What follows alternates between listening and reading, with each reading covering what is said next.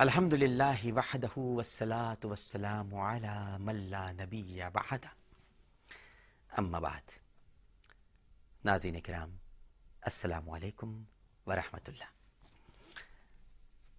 آثار قیامت کے ساتھ عامر لیاقت حسین حاضر خدمت ہے.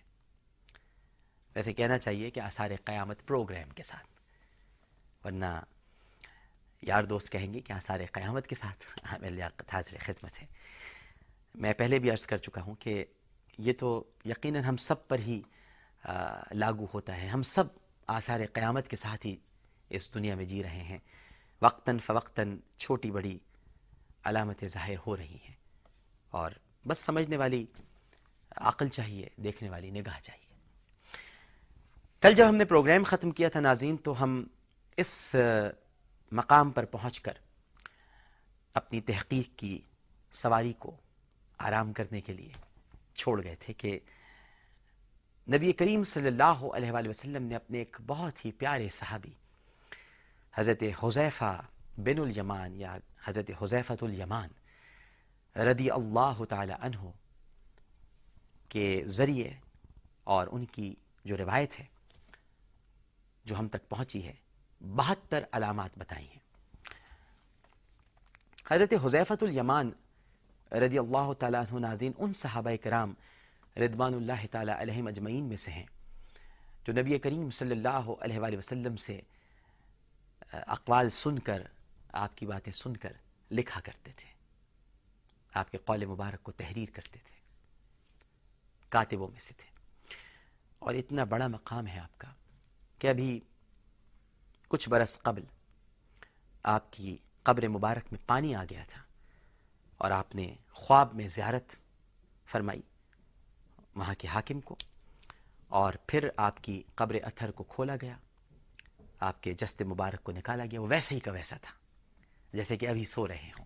اور پھر آپ کو حضرت سلمان فارسی رضی اللہ تعالی عنہ کے مزار مبارک کے احاطے میں دوبارہ دفن کیا. ایک اور صحابی تھے حضرت جابر رضی اللہ تعالی عنہ. ان دونوں صحابہ کرام رضوان اللہ تعالی علیہم اجمعین کے جو جسد اطہر تھے ان کو نکالا گیا اور پھر ان کو دوبارہ دفن کیا. یہ منظر پوری دنیا نے دیکھا اور ریکارڈ پر موجود ہے. آج آپ کی جو قبریں ہیں وہ دمشق میں، جہاں حضرت سلمان فارسی رضی اللہ تعالی عنہ کا مزار مبارک ہے، وہیں پر آپ کی قبریں موجود ہیں. تو حضرت حذیفۃ الیمان رضی اللہ تعالی عنہ بتاتے ہیں کہ مجھ سے میرے آقا و مولا حضرت محمد مصطفیٰ صلی اللہ علیہ وآلہ وسلم نے ارشاد فرمایا کہ 72 چیزیں قرب قیامت کی علامت ہیں. جب تم دیکھو، اب دیکھیے کیا کیا ہمیں بتایا جا رہا ہے. جب تم دیکھو کہ لوگ نمازیں غارت کرنے لگیں. نمازیں غارت کیا مطلب ہے اس کا؟ یعنی ہم نماز کو فزیکل ایکسرسائز بنا دیں، جو پڑھ رہے ہیں اس پر عمل نہ کریں، جو حالت ہماری نماز میں ہے وہ حالت ہماری پورے دن قائم نہ رہے، تو نماز غارت کر دی ہم نے اپنی. امانت ضائع کرنے لگے. یہ دین ہمیں امانت کے طور پہ ہی تو ملا تھا، اس امانت کو ہم ضائع کر رہے ہیں. مطلب کا دین مرضی کا معبود بنانا چاہتے ہیں. سود کھانے لگے، سود. اور ہمارے یہاں تو سود ایسے کھایا جا رہا ہے ناظرین جیسے کہ دسترخوان پر چنا ہوا کوئی کھانا کہ جس کو اگر کھایا نہ جائے تو ہماری موت ہو جائے. سود کھا رہے ہیں، جھوٹ کو حلال سمجھنے لگے. اب اس میں تو کوئی شک ہی نہیں ہے کہ کذب، ریاکاری، مکاری، عیاری یہ تو اب جائز سمجھی جانے لگی ہے. معمولی باتوں پر خوریزی کرنے لگے، چھوٹی چھوٹی باتوں پر انسان کی لاش گرا دی جاتی ہے.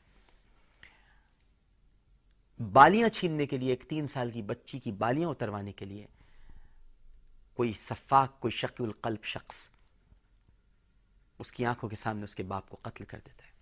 معمولی باتوں پر خوریزی کرنے لگے. اونچی اونچی عمارتیں بنانے لگے، آپ کی نگاہوں کے سامنے ہے. آج کمپٹیشن یہ ہے کہ کون کتنی اونچی عمارت بناتا ہے، بلکہ اب تو ملکوں کے مقابلے اس بات پر ہو رہے ہیں کہ کس ملک میں کتنی اونچی عمارت موجود ہے. دین بیچ کر دنیا سمیٹنے لگے.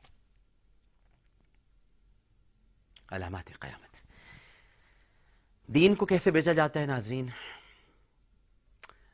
دنیا کے لیے، دنیا کے مال کے لیے، دنیا کی آسائش کے لیے، دنیا کی راحتوں کے لیے دین کو موم کی ناک کی طرح موڑ دیا جائے.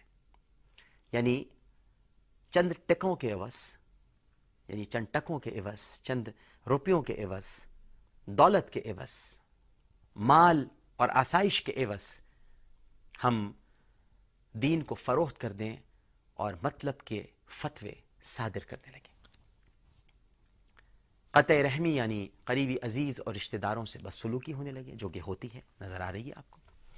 انصاف کمزور ہو جائے، جھوٹ سچ بن جائے، لباس ریشم کا ہو جائے، ظلم، طلاق اور ناگہانی موت عام ہو جائے، خیانت کار کو امین اور امانت دار کو خائن سمجھا جائے، جھوٹے کو سچا اور سچے کو جھوٹا کہا جائے، تہمت تراشی عام ہو جائے، بارش کے باوجود گرمی ہو، اولاد غم اور غصے کا موجب ہو، کمینوں کے ٹھاٹھ ہوں اور شریفوں کا ناک میں دم آ جائے، امیر اور وزیر جھوٹ کے عادی بن جائیں، امین خیانت کرنے لگیں، قوم کے سردار ظالم ہوں، عالم اور قاری بدکار ہوں، اور جب لوگ بھیڑ کی کھالیں یعنی پوستین پہننے لگے، ان کے دل مردار سے زیادہ بدبودار اور ایلوے سے زیادہ تلخ ہوں، اس وقت اللہ تعالیٰ انہیں ایسے فتنے میں ڈال دے گا جس میں یہودی ظالموں کی طرح بھٹکتے پھریں گے، تلاش کرتے پھریں گے آپ کو یہودی. پھر فرمایا حضرت حذیفۃ الیمان رضی اللہ تعالیٰ عنہ نے کہ جب سونا عام ہو جائے،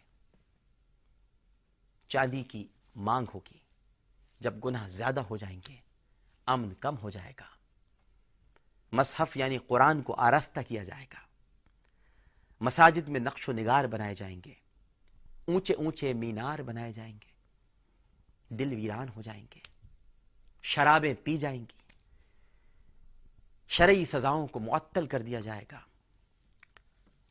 لونڈی اپنے آقا کو جنے گی. لونڈی، اب یہ بڑی عجیب بات ہے، لونڈی کیسے آقا کو جنے گی؟ یہاں لونڈی سے مراد ناظرین عورت ہے، اور عورت کی اتنی تحقیر اور تذلیل ہو جائے گی کہ جو اس کی اولاد پیدا ہوگی وہ بھی آقا بن کر اس سے بات کیا کرے گی. یعنی کوئی ادب نہیں رہے گا ماں کا، اولاد بھی ایسا لگے گا کہ جیسے اولاد نے ماں کو خرید رکھا ہے، اور اس طرح سے ماں سے گفتگو ہوئی. لونڈی اپنے آقا کو جنے گی.